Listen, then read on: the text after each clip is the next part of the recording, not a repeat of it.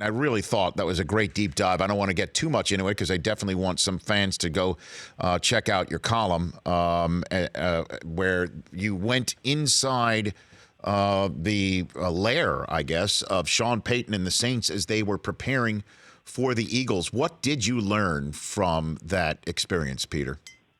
That no idea is a bad idea. It reminded me a lot of Doug Peterson last year when I was able to go inside some stuff with him and Frank Reich and some of their offensive coaches, both before and after the Super Bowl. Here's the thing you learn about football today, that if you don't study everybody in the game, if you don't look at what everybody else is doing, you're going to be left in the dust. You can't just say, like when I covered the Giants in the 80s, Bill Parcells had 4 or 5 running plays, and he just kept running them during games, game after game after game, and he basically said, somebody stop us, then we'll do something different. But until they do, we're not going to do anything. So I'm standing there in a ballroom of the Ritz-Carlton Hotel in New Orleans on Canal Street on Saturday night, and I'm watching the Saints offense go through a 15-play walkthrough. And I'm looking out there at one point, and there's Alvin Kamara in a red hoodie obscuring most of his face, and black flip-flops, and all the guys are out there, and you're looking out, and they're just in this hotel ballroom with the chairs pulled to the side so they can have a little room to walk through these final plays. And Rich, they put a play in there, and Peyton calls out this formula, this long play call, and basically Taysom Hill, who's the backup quarterback, and Drew Brees, who's the quarterback, they line up in bunch formations, one to the left and one to the right.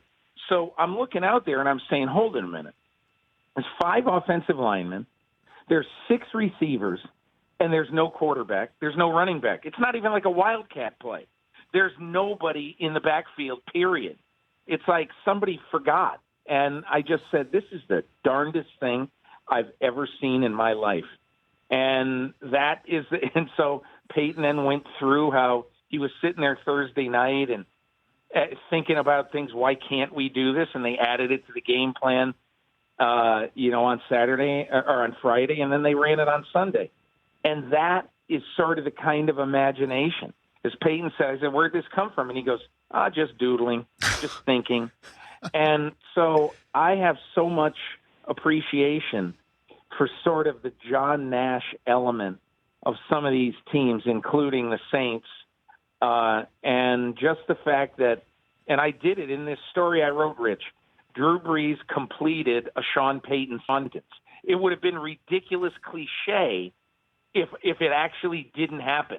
But Peyton was saying something, and Brees completed his sentence for him, which I wrote about. And so that's the benefit of working together for 13 years. And this was one of the most enlightening things I've ever done. It was No just kidding. so interesting, and yeah, so I really enjoyed it. Yeah, and I hope people read it. It's incredible. Monday, Football Morning in America, the Monday column that you could check out from Peter King. And, the fact that they're 41 points better than the defending Super Bowl champs, I don't think we would have seen that result had the Saints made it to the NFC Championship game, as it appeared they would towards the final throws of that game in Minnesota, because the Eagles are banged up, and also they are missing so many players from last year's Super Bowl. That said, This Saints team's better than the one from last year, though.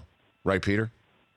Oh, yeah, I think so, because I think they are right now. They have peers on offense. The Chiefs and the Rams at their peak are their peers, but nobody's better than them on offense, and they are a pretty good defense. The years of drafting high and not missing, because Peyton and Mickey Loomis missed on a bunch of players in drafts a few years ago. They've had some very good drafts recently. And so to me, when I look at this, it's funny. Peyton was talking to me about this, and I think the only big personnel mistake that he thinks that they've made there is when they let Malcolm Jenkins go and they brought in Jarris Byrd in free agency. Mm-hmm. And he said, man, every time I watch Malcolm Jenkins play, he said, he's brilliant. He's so smart. He gets everybody lined up the right way. He's got incredible instincts. He goes, and he's going to play forever. And he goes, that's the one that's kind of the big fish that got away.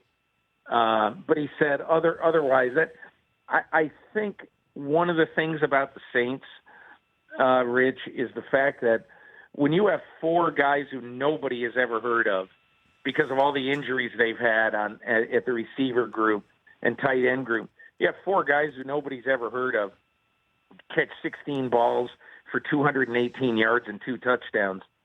I mean, it's really a great sort of way to look at the way the Saints operate, which is if somebody gets hurt, we're not too worried about it. We're going to bring in somebody who can do it.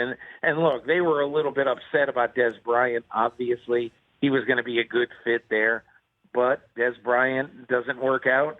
So they put Austin Carr in there, and they put somebody else in there, and they work. So it's going to be hard to beat the Saints, especially, and I'm not saying they will, but if they were to get home field, man, they're going to be hard to beat. The Rich Eisen Show, weekdays at noon Eastern on Audience.